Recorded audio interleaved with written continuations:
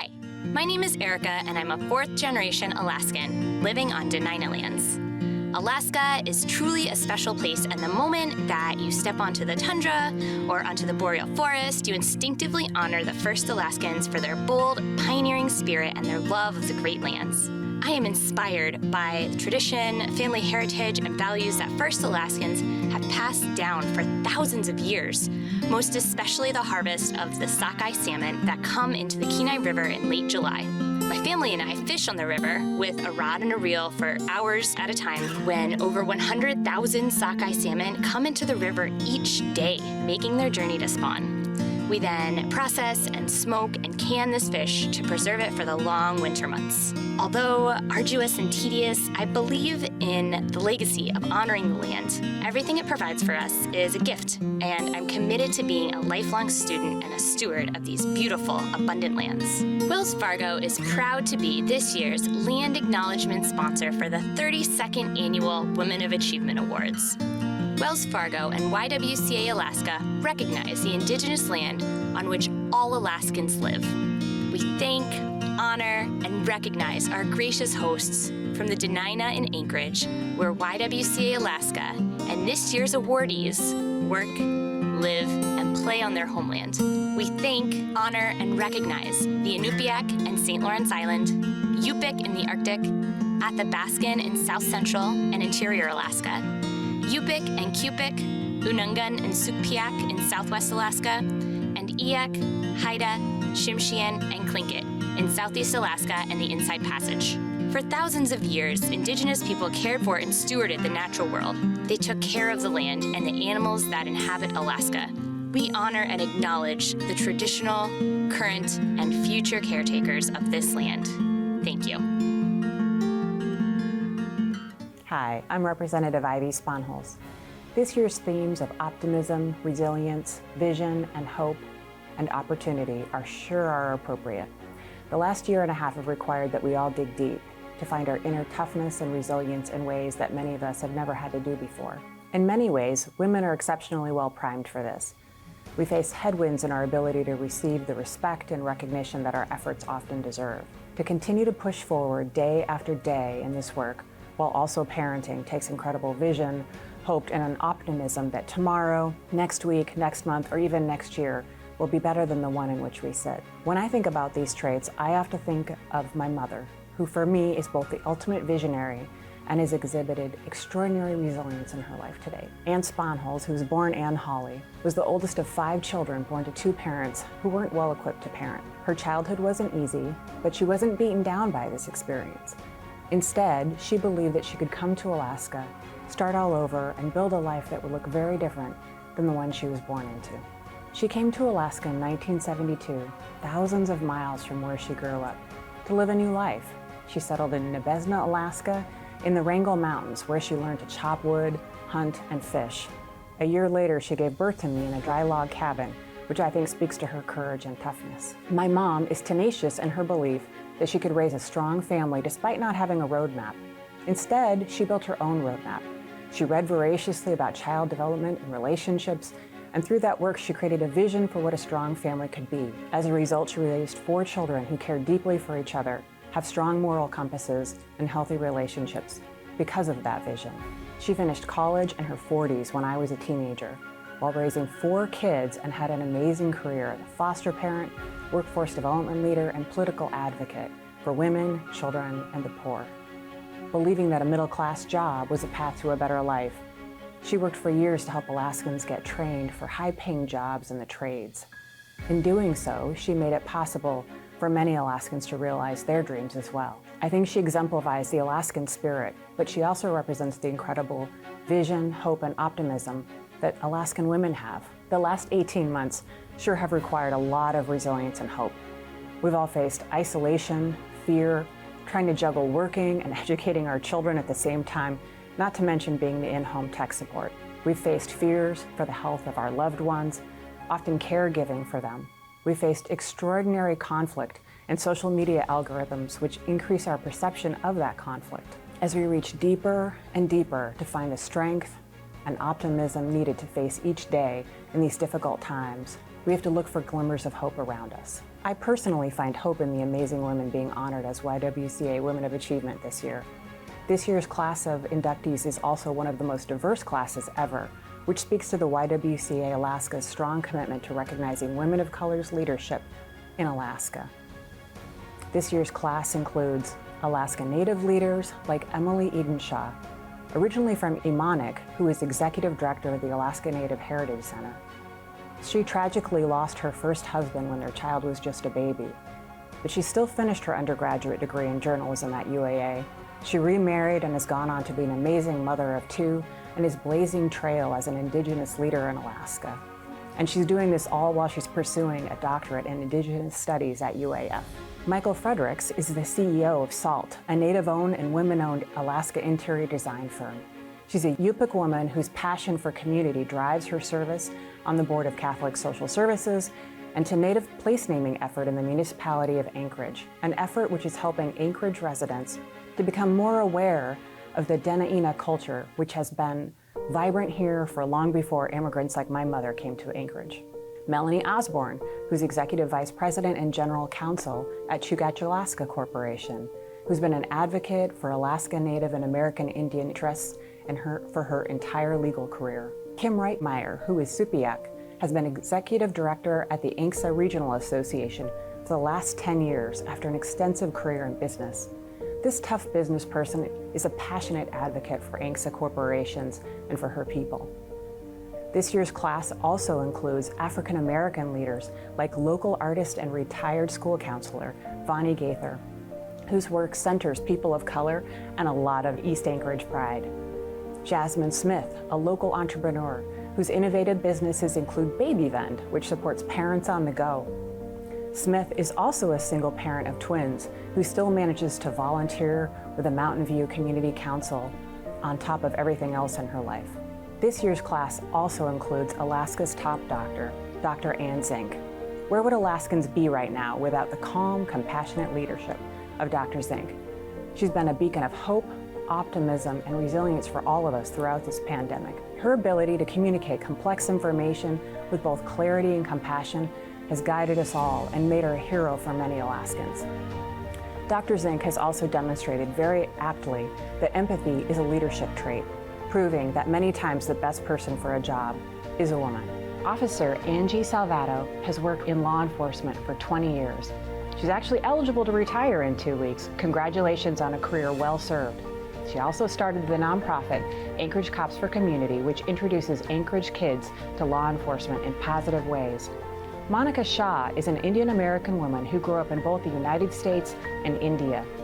She is a well-respected anthropologist and currently the Chief Collections Officer and Chief Conservator at the Anchorage Museum. Julie Riley is a retired UAF professor emerita of horticultural for 30 years. She founded the Refugee Agricultural Program at Catholic Social Services in 2007.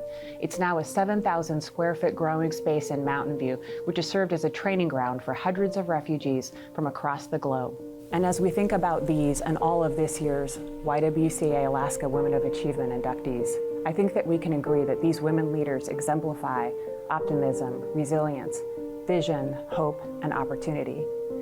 It is these women's passionate commitment to ensuring that Alaska is a better place for their children, your children, their grandchildren, and all of their great-grandchildren makes them worthy of this recognition. So join me in congratulating the 2021 YWCA Alaska Women of Achievement. Hello there, and welcome to this year's YWCA Women of Achievement. Throughout the years, I've been honored to MC this event to help recognize the many Alaska women who have been a positive force in our community and our state. Many times, these are women who have overcome intense challenges and adversity to help others overcome theirs and to mentor them along the way. Which is why the YWCA's commitment to women of all ages, including our youth, is so important. In fact, the YWCA says, in its own words, that it's committed to encouraging and inspiring women of all ages to strive for their own success and create positive impact in their community. From physicians to business leaders and social advocates, these are women who are not only successful in their own right, but also brought along with them other women to also succeed and brought many important causes and issues to light. The mission of the YWCA is to eliminate racism, empower women, and to promote peace, justice, freedom, and dignity for all. And we are so fortunate that every year we have so many candidates and in turn honorees who work tirelessly and year-round to help Alaskans achieve that goal, to empower each one of us to be part of the solution instead of part of the problem. With a united front for positive works of care and compassion, we can do just about anything.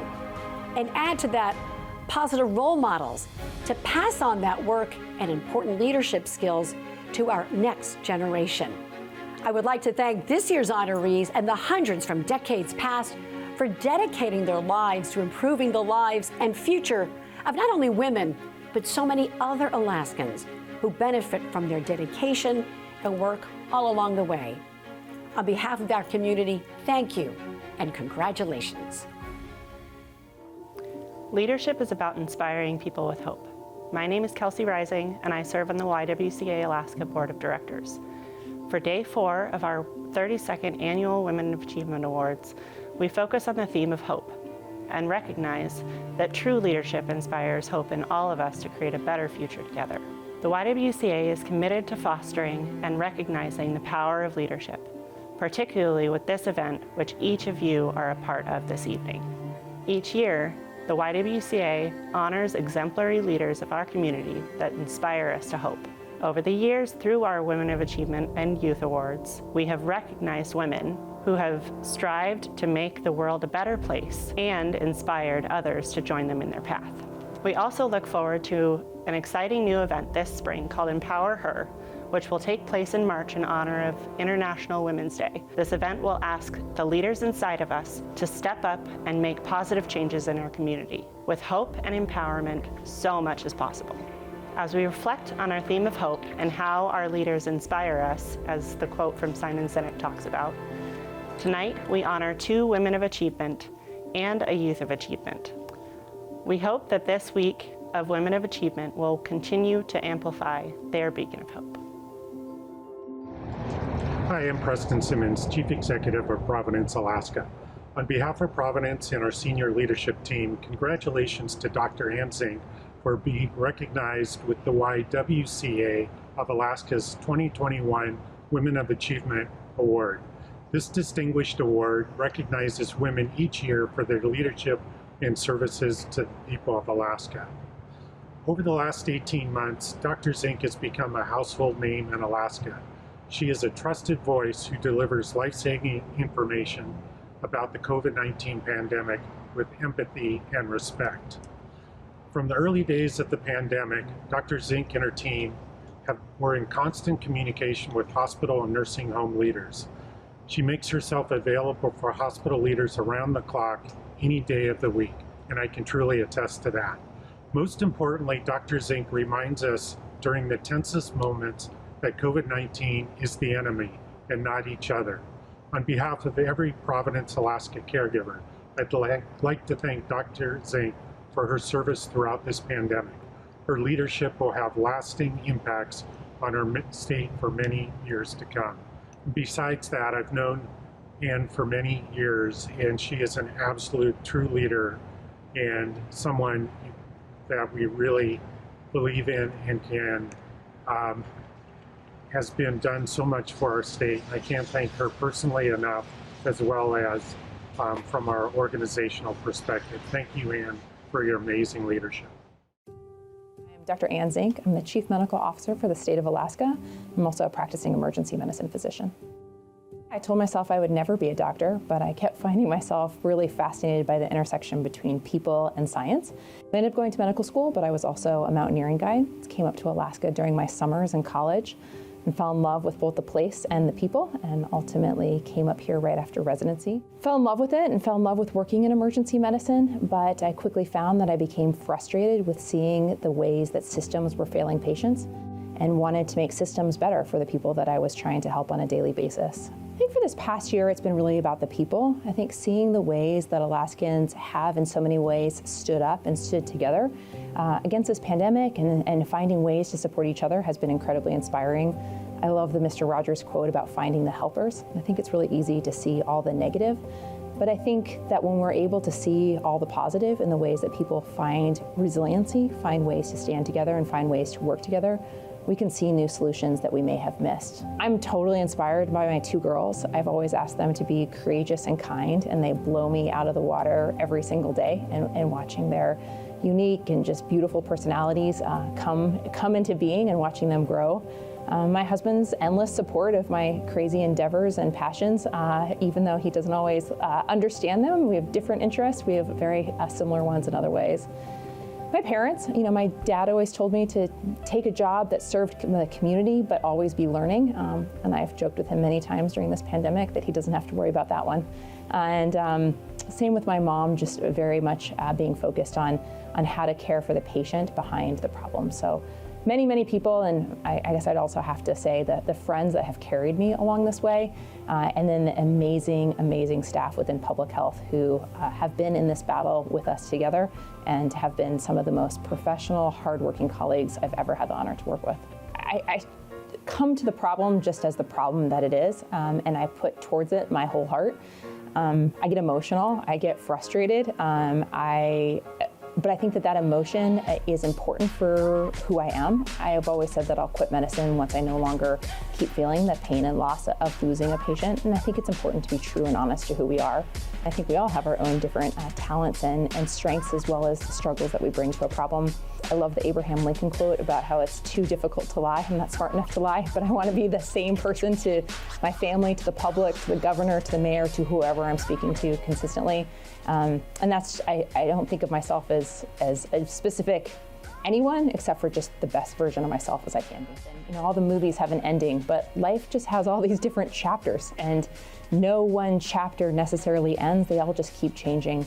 I would say don't be afraid to walk through the door that opens in front of you, and don't be afraid to verbalize what door you're interested in. When I had initially seen this job in my predecessor, I was just amazed at how he could be so tough on the issues but kind on the people. And I remember saying to him, someday when I grow up, I want to be like you. And he was the one who asked me if I would be interested in this job. But I'm not sure that would have come about if I had not verbalized my interest in it to him, and if he had not helped to mentor me into that space as well. So seek mentors, seek the people who see your best self and will help to support you, but also help to point you where you've fumbled and be able to support you as you grow.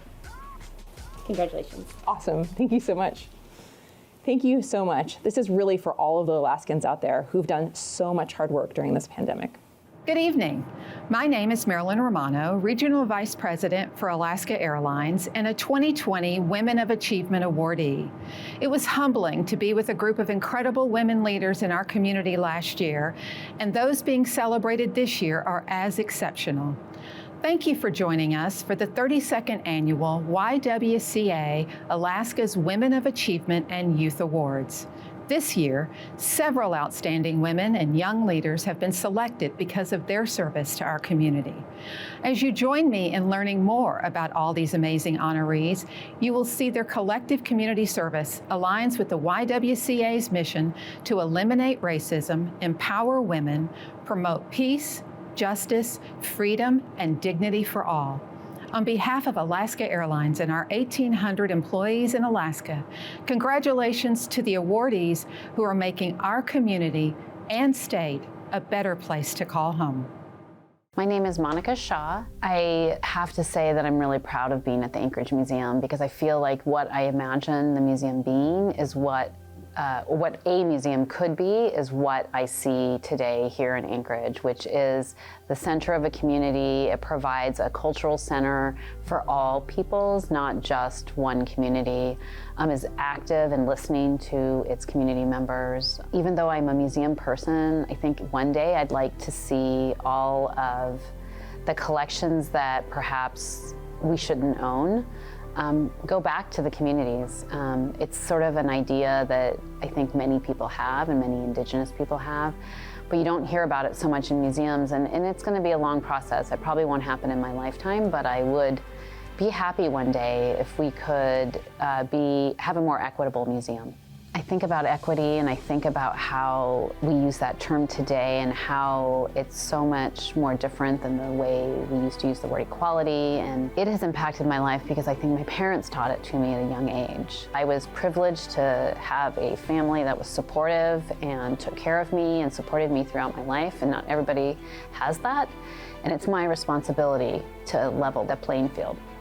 It's my responsibility to help my community. I know who I am. I have an identity of my own, and the confidence that that builds. My parents laid the groundwork for that.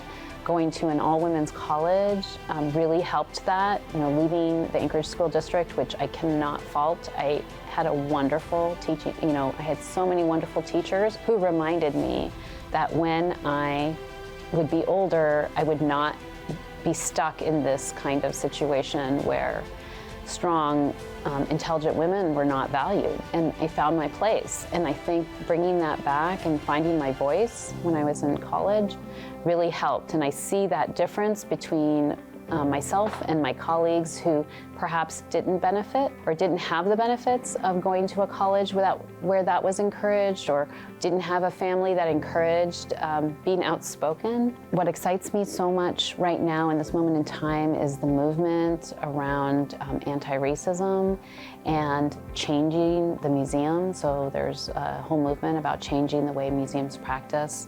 And I think that that's going to have a ripple effect outside the museum. So I have to say that the young people that I have interacted with nationally, people in their 20s who have been raised with so many other issues, but also not the same hang-ups or prejudices that the rest of us who might be older might have internalized and even started to perpetuate ourselves. And so it's challenging us to be better people. My husband and daughter inspire me incredibly daily. They motivate me to do things. My parents inspire me. The way they brought me up, their kindness, their generosity, their humility. Just recently, my biggest inspiration was Michael Fredericks, who I'm so honored to be another woman of achievement. Her ability to facilitate conversations and listen and bring people together and bring community together. I'm so pleased that I've been able to work with her, and I'm now still, continuing to do so on anti-racism training at our museum, and now learning about how to facilitate. She's just an amazing person. I'd like to thank the YWCA for this honor. It means the world to me. Past honorees and present honorees, I'm humbled to be amongst your presence. I especially want to thank Julie Veree for nominating me, and my husband and daughter who support me every day. Good evening. My name is Lael Oldmixon, and I'm the Executive Director of Alaska 529. I am pleased to be here tonight to help recognize and honor the YWCA Youth Award recipients. We were floored when we reviewed the great work and the amazing stories of the award recipients this evening. We commend you for your contributions to community and just want to say thank you for everything that you have done in your communities and around Alaska. We partnered with the YWCA this year to help sponsor tonight's event. And when we thought about what we thought might be a great way to recognize and honor your work, we thought, hey, you know what? What we do is we help families save for future education. So let's help our Youth Award recipients save for their future education. So I'm pleased to announce, in partnership with the YWCA, we will be giving every single one of the award recipients tonight a $2,000 scholarship with Alaska 529. Congratulations and have a great evening. I'm Samantha Grace Navalta Antonio. I'm 11th grade and I go to Stellar Secondary. So, for anyone, just as the rest of us, it was such a hard year.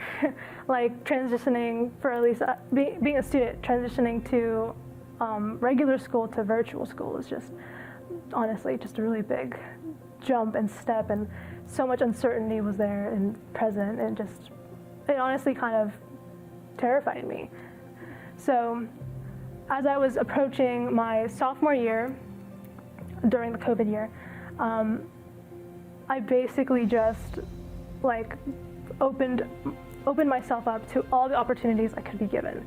So even though we had like 3 classes and 4 days of school basically every week, I opened myself to so many volunteering opportunities, and also other classes. Like I actually took a medical class for mental health and medical purposes during the COVID year. I was able to be a part of the HOBY leadership seminar, and that was where I was able to learn how to be a leadership in my community and reflect on the importance of volunteering. And I was a part of so many things. I was able to be a tutor for some of the struggling students that were unfortunately struggling through the COVID year and trying to get all their assignments due, and as well as be a part of the ASD COVID vaccine clinic. And honestly, that was just the biggest and brightest experience I've actually been a part of through the COVID year. Having people appreciate and like having just the appreciation and being able to help out people that actually need help, and seeing that kind of be portrayed in a very positive outlook it's just great. My parents are like my biggest inspiration, just because of how much unconditional love and like opportunities they give to so many children in need, and as well as to me, is just immense. Like, they came to America. My mom came to America when she was quite young, and like my dad came when he was about in his like mid-20s when he married my mom. And like just their whole life change and dedication they had to live life and to provide a great home for so many kids is just, it just really inspired me to like continue on living and not give up at all with any hardship I had in life. They were just honestly like the biggest person and biggest thing that just guided me through life. My parents are foster parents through the Arc of Anchorage, and they have been helping kids that are medically fragile and kids who are in need of homes.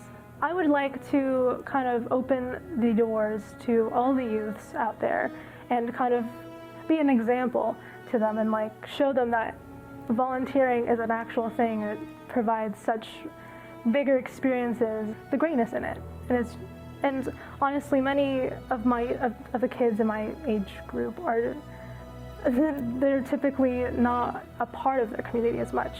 And they're kind of in like the situation where they're still trying to figure themselves out to the point where they are kind of closed in. But until I experienced volunteering, I experienced and flourished my own identity.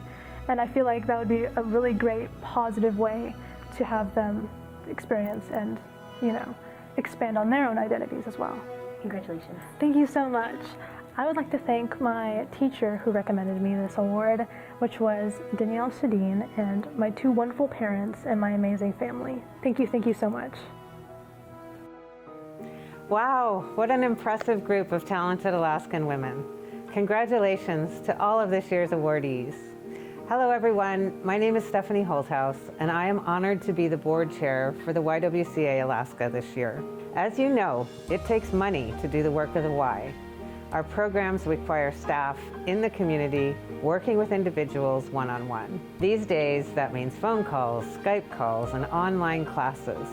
This style of work is labor-intensive and expensive, but it yields by far the very best results. It's so important to make personal connections and work with individuals where they are.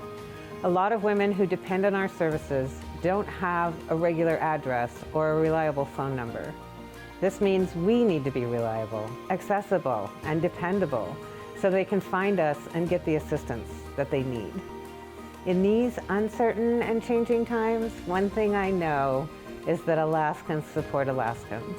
Our independent state has a long history of supporting our own, and I am here to ask you to support the YWCA. The best way for you to give is to become a member of YWCA Alaska. Members make annual or monthly donations to support the important work that we do. Monthly giving is a great way to provide stable, long-lasting support. It allows you the convenience of spreading out your gift and allows us to plan for the future. Our monthly giving program is called the Tapestry Alliance because monthly givers are so important to us. They're woven into the tapestry and the fabric of our organization. However you choose to give, please give. Head to our website right now at ywcaak.org/donate to make your gift today. Thank you very much.